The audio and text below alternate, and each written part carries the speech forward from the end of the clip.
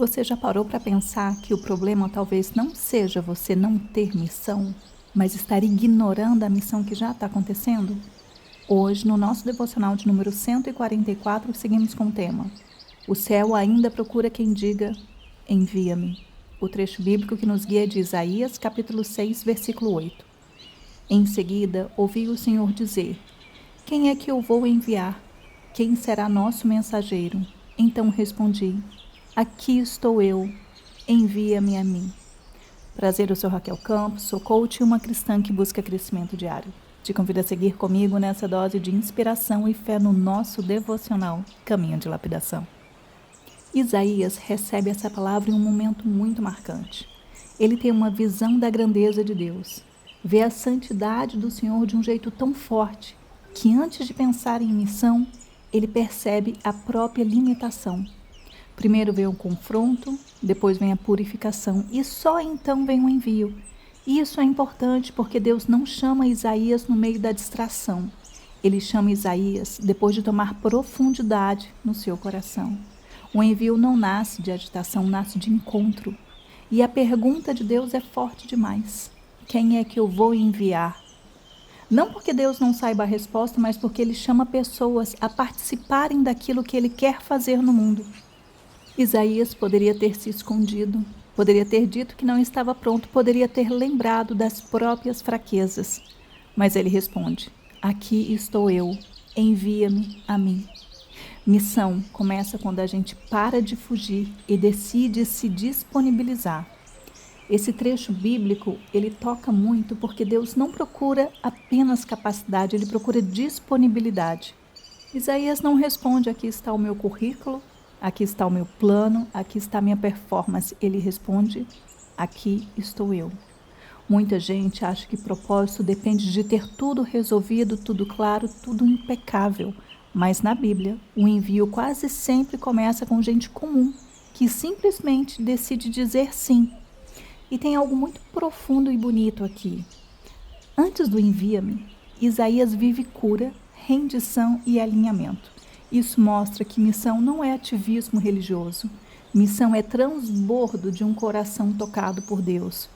Quem foi alcançado de verdade para de viver só para si.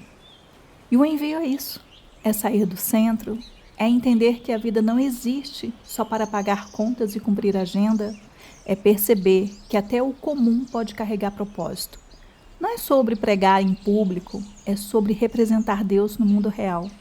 É no jeito de tratar as pessoas, no jeito de responder, é no jeito de servir sem plateia, é no jeito de carregar presença em ambientes cansados.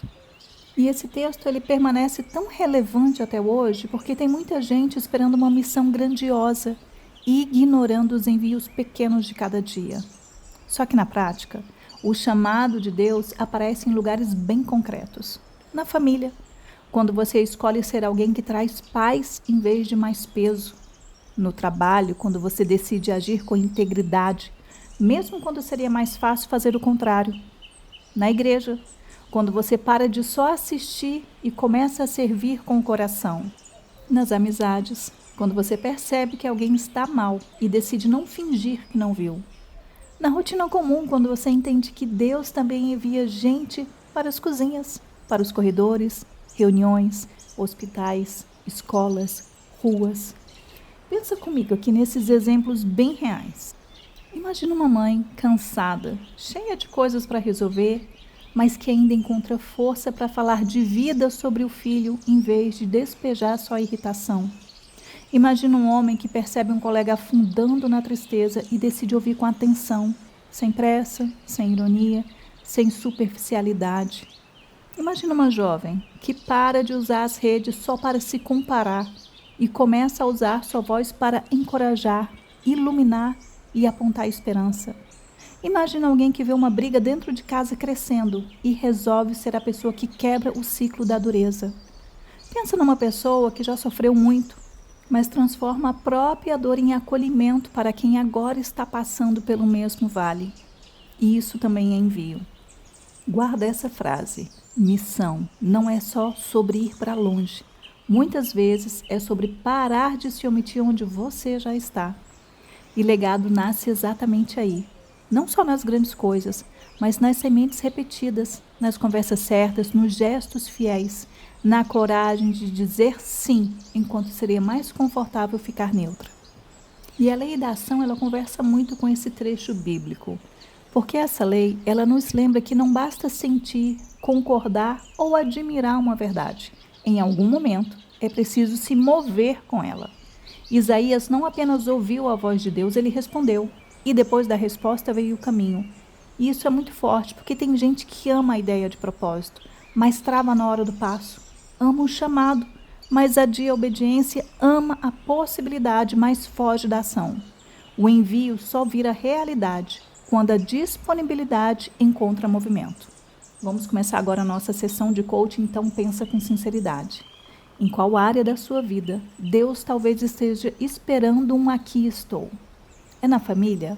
Talvez você precise parar de esperar que só os outros mudem primeiro e ser o primeiro a agir com maturidade. É no trabalho? Talvez exista um espaço onde sua postura pode ser luz, mas você ainda está se escondendo. É na sua vida espiritual? Talvez você ame a ideia de servir, mas ainda esteja adiando só por um medo, insegurança ou comodismo. O que hoje mais tem impedido de se disponibilizar? É o medo de não dar conta? A sensação de não estar pronta? Comparação com pessoas que parecem mais capacitadas? É o cansaço? Ou o hábito de achar que outra pessoa sempre fará melhor que você? E se você levasse esse texto a sério essa semana, o que mudaria na prática? Você pararia de tratar o propósito como algo distante e começaria a enxergá-lo no dia comum?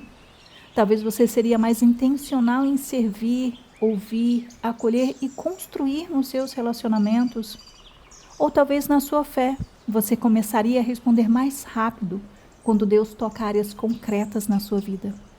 E a frase de métrica simples de progresso real que você vai utilizar hoje à noite ao se deitar é essa. Nesse dia, eu vivi disponível para Deus ou apenas ocupada comigo mesma? E o nosso exercício de hoje recebeu o nome de responder ao envio no mundo real. Então, os seus 7 minutos vão ser para identificar onde Deus já está te chamando a agir. Não em teoria, mas na vida como ela é. Então, vá para um lugar silencioso, leve seu caderno de evolução e uma caneta. Faça de 6 a 7 respirações lentas e profundas e quando você se acalmar, comece o seu exercício. Primeiro, dê nome ao lugar onde Deus mais tem te chamado. Então, escreva e complete. Hoje, a área em que eu sinto que Deus está me dizendo quem enviarei é. Seja honesta. Pode ser na sua área familiar, na sua área de saúde, na sua área social, na sua área de trabalho, finanças. Segundo, reconheça como o seu sim precisa aparecer na prática. Então, escreva e complete. Se eu responder estou aqui, eu preciso, complete com sinceridade. Eu vou te dar alguns exemplos só para te ajudar a pensar. Se eu responder aqui estou eu preciso sair da omissão. Se eu responder aqui estou eu preciso servir com mais intenção.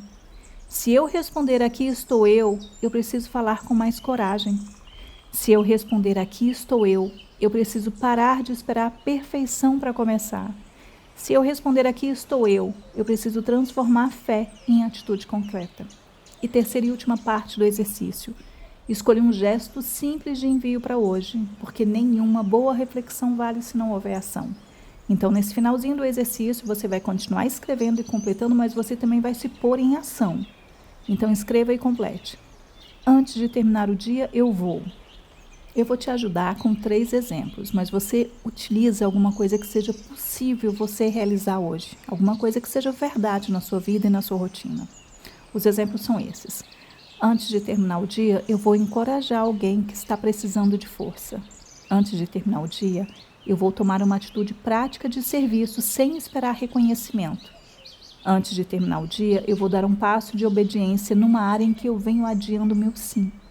E a ideia desse exercício é fazer com que você não romantize o propósito, mas viva com o pé no chão.